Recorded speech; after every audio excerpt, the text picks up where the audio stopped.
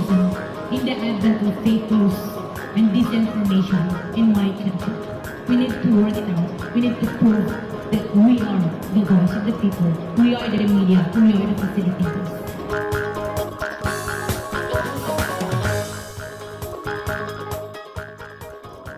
Ania na ang mga balita nga nahagpat sa Newsline Philippines Information Center.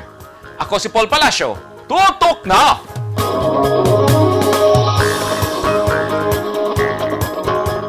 Sa mga headlines, pag-abli balik sa Rojas Night Market sa Davao City, gidagsang sa libuan ka mga Davaoenyo.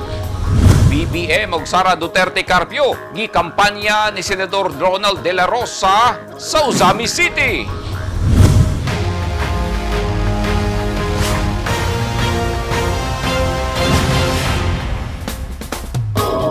Sa detalye sa ato mga balita, libuan ka mga Davaoenyo ang misuroy sa pag-abli og balik sa Rojas Night Market sa Davao City kagabi. Kinisubay sa estimate sa mga pulis sa DCPO nga nakasilyo sa lugar kagabi aron masigurong masunod ang protocol sa COVID-19 sama sa pagsuot og face mask.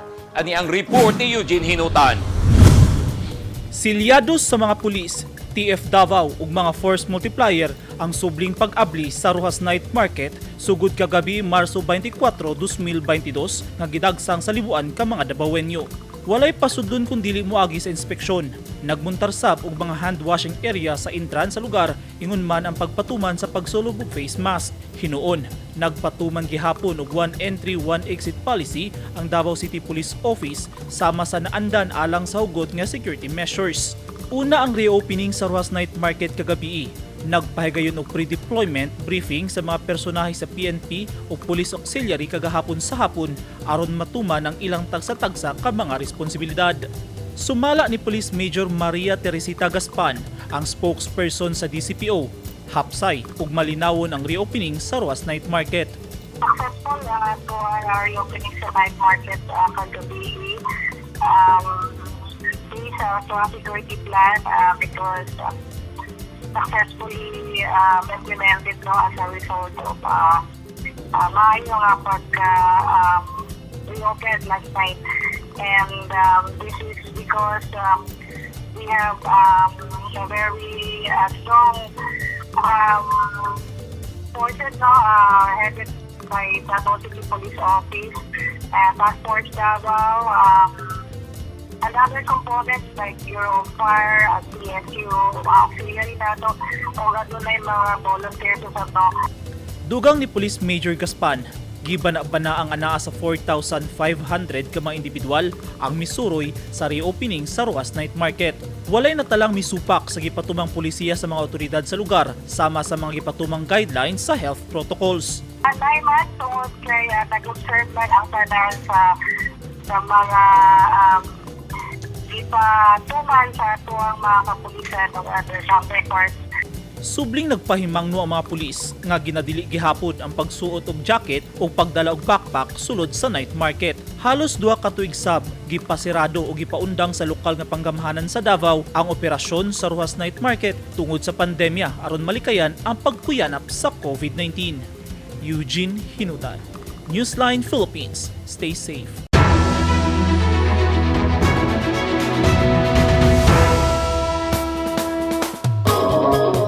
Nangunay na og pangampanya si Senador Ronald Bato de la Rosa sa mga taga-Uzami City. Bongbong Marcos ug Sara Duterte Carpio tandem ang iyang gipaila-ila ngadto sa mga tao. Gihimo kini ni De La Rosa sanglit ang duha mao ay gituboy sa partidong PDP laban sa Cosi faction nga mao'y partido sa senador. Ani ang report ni Neftali Batuleño. Gikampanya ni Senador Ronald Bato de la Rosa si Senador Ferdinand Bongbong Marcos Jr. sa pagka-presidente o si Davao City Mayor Sara Duterte sa pagka-vice-presidente atol sa iyang pagtambong sa proclamation rally sa lokal nga mga kandidato sa Uzami City. Pasabot ni De La Rosa nga ang iyang pagkampanya mo'y kabahin sa pag-endorso silang partido nga PDP laban Cosi faction sa tandem nila ni Marcos ug Sara Duterte. Sa press conference, gipadayag niini nga tungod kay sakop siya sa PDP laban Kusi Wing, hinungdan nga iyang ikampanya si Bongbong Marcos. Hinuon niyang gidugang nga wala pa mo padayag si Presidente Duterte kung si kinsang suportahan niini sa pagka-presidente. Apan gipadiguro ni De La Rosa nga dili mo pakitag suporta ang PDP laban kung walay pagtugot ni Pangulong Rodrigo Duterte. Iyaw sa gipadayag nga hulaton lang una ang pahayag sa presidente sa i-endorse niini nga kandidato. Wala pa siya gisulti daw, wala pa gisulti. Pero since dineclare na sa PDP Laban na ang endorsement sa PDP Laban, Kusi Wing, Kusi Faction, na si Bongbong Marcos ang among suportahan, ayaw ma-member of the Kusi Wing, so si Bongbong Marcos ang among suportahan. And I'm sure, hindi basta-basta mag-decide ng ang Kusi Wing kung walang imprimatur gikan kay Presidente. But then again, may mga tao sa Malacanang nga nag-deny, lato sa Presidente. Pero as para sa PDP Laban, Kusi Wing is concerned, si Bongbong Marcos na ang amo ang Presidente. So ako karon nasa open ako ngayon. I'm out in the open campaigning for BBM Sara. Neptali Batolino, Newsline Philippines, Province of Misamis Occidental. Stay safe.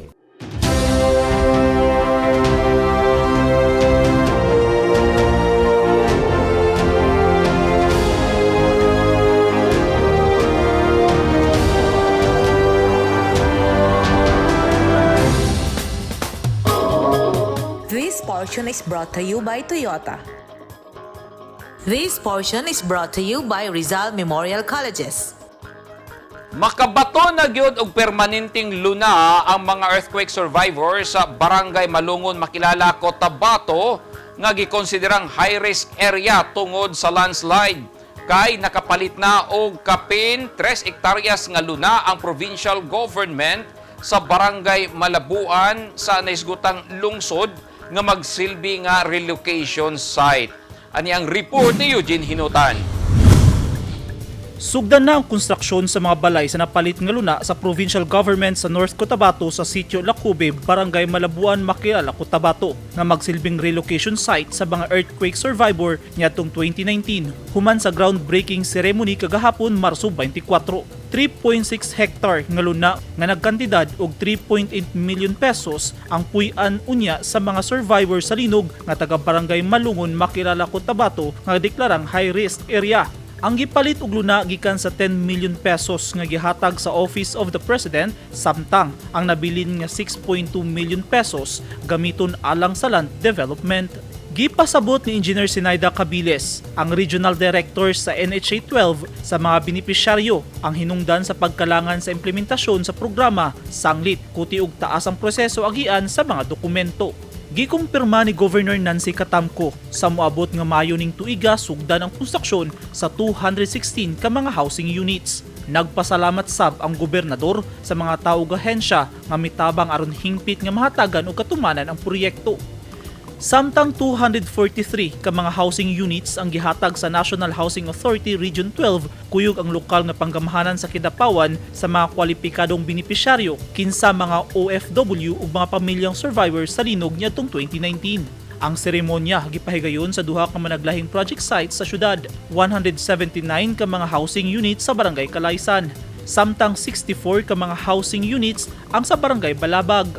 Ang permanent housing project sa Barangay Kalaysan, ang usa sa pinakaunang overseas Filipino worker village nga natukod aron mahatag ang panginahanglang pabalay sa mga OFW nga survivors sab sa linog. Kinilahi sa housing projects nga nahimutang sa Barangay Balabag. Atol sa back-to-back turnover, duna sab gipang-apod-apod nga certificates of award ingon man susi sa mga benepisyaryong OFW ug mga benepisyaryong pamilya alang sa ilang tagsa-tagsa ka mga balay.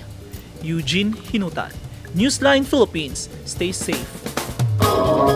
At tangi! 13 ka mga solo parents sa Cagayan de Oro City migraduar sa massage training. O Dapitan City Water District nagsaulog sa World Water Day pinagi sa pagpananom o punuan sa kahoy. Naging mapaghamon ng taong 2020 sa bawat Pilipino at sa Philippine Charity Sweepstakes Office. Nakapanlulumo at nakapanghihina, ngunit hindi tayo kapwa susuko. mula noon, ngayon at sa hinaharap. Asahang makakasama ninyo ang PCSO sa pagbangon ng Pilipino sa anumang pagsubok. We will get through this crisis as one nation. Ang mga taong dunay mga ginahambin nga mga grabing mga balatian o comorbidity, hilabi na ang mga senior citizen, sila ang mas delikado nga maigo sa coronavirus disease COVID-19. Busa dubling pag-amping ang himuon og tambali ang mga ginahambin nga mga sakit. Ang pagtumar sa Bilonga Gold Herbal Capsule is a food supplement makatabang aron mapunggan nga musamot ang mga balatian. Turmeric o luyang dilaw ang nag-unang sagol sa Bilonga Gold. Gisagulan og sodium ascorbate o vitamin C aron mas mulig-on ang immune system. Ang Bilonga Gold Herbal Capsule mapalit sa mga butika.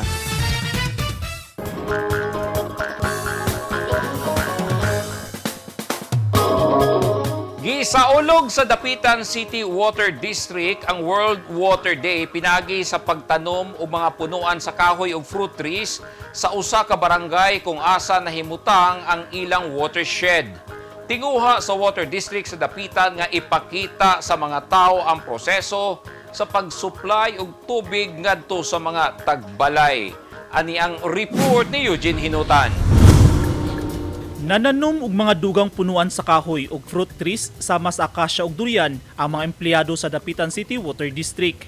Nagisalmutan sab sa mga empleyado sa Department of Education, Dapitan PNP, Maritime Police, Philippine Coast Guard ug Sangguniang Kabataan Federation isip pagsaulog sa World Water Day nga dunay temang Groundwater Making the Invisible Visible. Mismong ang lokal nga gobyerno sa Dapitan ang nanghatag og mga planting materials nga ang tumong maprotektahan ang palibot sa Barangay Upaw nga makonsiderang watershed nga tinubdan sa tubig mainom. Sanglit, nagpadayon sa nisgutang barangay ang 127 million pesos nga tourism water project sa syudad. Duna sab gipahigayon nga online symposium din gisgutan ang kamahinungdanon sa tubig ug kung unsaon pagkonserba hilabi na sa panahon sa ting-init nga sagad maughan ang mga tinubdan sa tubig. Tinguha sa Dapitan City Water District nga ipakita sa mga residente ang ilang operasyon kung asa ang tinubdan sa tubig ay kini isupply sa mga konsumante. Niadtong 1993, gisugdan sa UM Water ang pagsaulog sa World Water Day kada Marso 22 matag tuig aron ipahinumdom ang ginatubang nga krisis sa tubig sa tibuok kalibutan nga grabing naapektuhan tungod sa climate change. Gipahigayon ang aktibidad sa Barangay Upaw niadtong Marso 23, 2022. Eugene Hinutan, Newsline Philippines. Stay safe. Gisiguro sa Philippine Drug Enforcement Agency nga mamintinar ang gideklarang drug-cleared city sa Tanggob, Misamis Occidental. Usa ka trainers training ang gipahigayon nga gidalagyod nila sa mga komunidad nga gisalmutan sa mga religious groups, SK ug academe. Ani ang report ni Neftali Batuleño. Sa tiguha nga magpadayon ang kasamtangan nga sitwasyon nga drug-cleared city ang dakbayan sa Tanggob, padayon nga nakigdugtong ang Philippine Drug Enforcement Agency PDEA sa nagkadiyang sektor sa nasangpit nga dapit. Gipadayag ni John Kevin Bugas, Tanggob City Anti-Drug Abuse Officer, nga isip kabahin sa pag-sustain sa kahimtang nga nahimong drug-cleared. Gipahigayon ang usa ka community-based anti-illegal drug advocacy trainers training.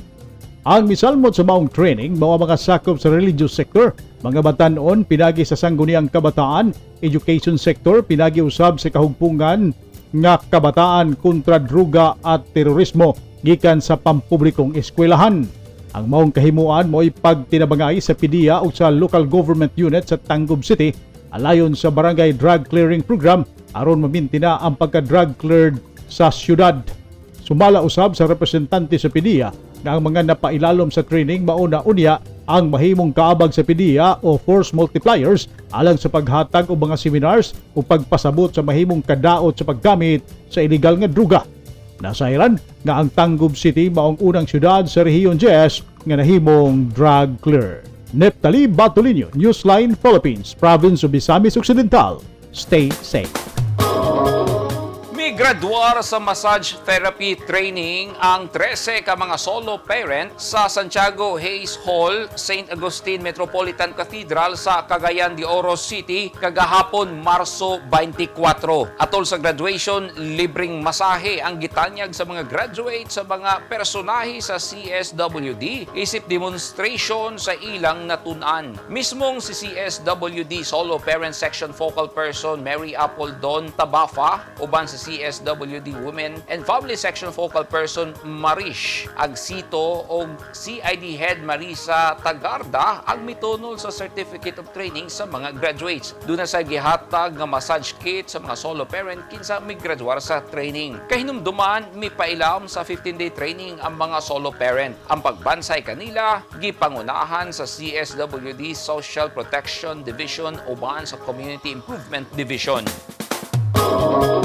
Tukuro na sa dili madugay ang bagong building sa DILG 11 sulod sa 101 hectares nga Regional Government Center sa Barangay Bago Osiero sa Davao City. 60 million pesos ang itukod sa building nga dunay mga amenities aron mahimong produktibo sa ilang trabaho ang mga empleyado. Ani ang report ni Eugene Hinutan. Sugdan na sa Department of the Interior and Local Government ang pagpatukod sa bagong regional office building human ang groundbreaking ceremony nitong Marso 23, 2022 sa BPI Research Center Bago Osiero, Tugbok, Davao City. Itukod kini sa usa ka ektaryang luna nga gigahin sa DILG 11 nga gipunduhan og 60 million pesos alang sa first phase sa construction. Tulo ka andanas ang building nga dunay total floor area nga 3,535 square meters nga gamiton alang sa nagkadaiyang opisina. Naa kini conference room, library and archive, counseling room ug dormitory nga dunay 6 ka sleeping quarters nga dunay 8 ka higdaanan matag usa. Tukuran usab og ubang pasilidad ug kalingawan ang luna aron masiguro ang convenient physical work environment aron mahimong produktibo sa opisina. Safety and security sa trabahoan sama sa covered court, guardhouse, mess hall, garage ug parking spaces. Sumala ni Alex Roldan, ang Regional Director sa DILG 11, ang dapit dugay nang gi-identify nga mamahimong Regional Government Center sa Davao City aron masayon sab alang sa mga tawo nga dunay mga transaksyon. Matod ni Kenneth Baruga, ang Assistant Regional Director sa Department of Science and Technology 11, ang proposal alang sa proyekto giduso na sa RDC 11 sa opisina sa Presidente uban sa endorsement gikan sa City Government of Davao para sa isyuan sa Presidential Proclamation nga ireserba ang pipila ka mga lugar sa Bago Osiero isip sites alang sa National Government Offices. Nasairan nga ang draft sa Presidential Proclamation, ana-ana sa final review sa opisina sa Deputy Executive Secretary sa Office of the President. Ang lugar nga patukuran nasulod sa 101 hectare nga Regional Government Center nga kayang moakomodar og 55 ka mga government agencies nga makapalig-on sa koordinasyon sa pagpromote og seamless transaction sa gobyerno. Gipasalig usab ni Roldan nga ang lakang dakong kabahin sa ebolusyon sa syudad.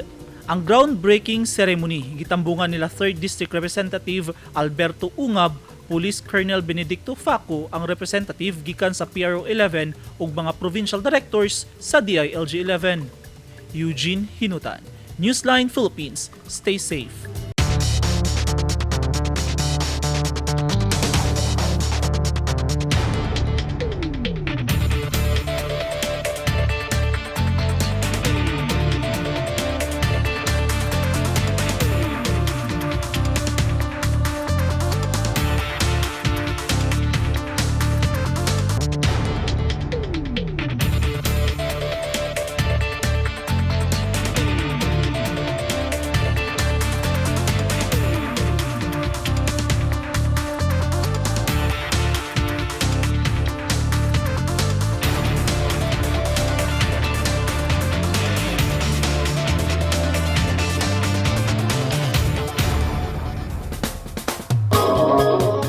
Kadto naghingpit sa mga balita nga nahagpat sa Newsline Philippines Information Center. Alang sa dugang balita, bisitaha ang website nga www.newsline.ph. Sa Facebook page, Instagram, newsline.ph. O sa Twitter, newsline.ph. Kung aduna mo'y mga balita o impormasyon sa inyong tagsa-tagsa ka mga lugar sama sa sunog ug baha, mamahimo ka na ninyong i-share pinagi sa Newsline Messenger. Makita o sabi ninyo sa Channel 49 o Channel 50 sa NCTV and Cable TV sa North Cotabato. O mo-subscribe kita sa YouTube channel sa Newsline Philippines. O syempre sa app nga TikTok. Ako si Paul Palacio. Dagang salamat and stay safe!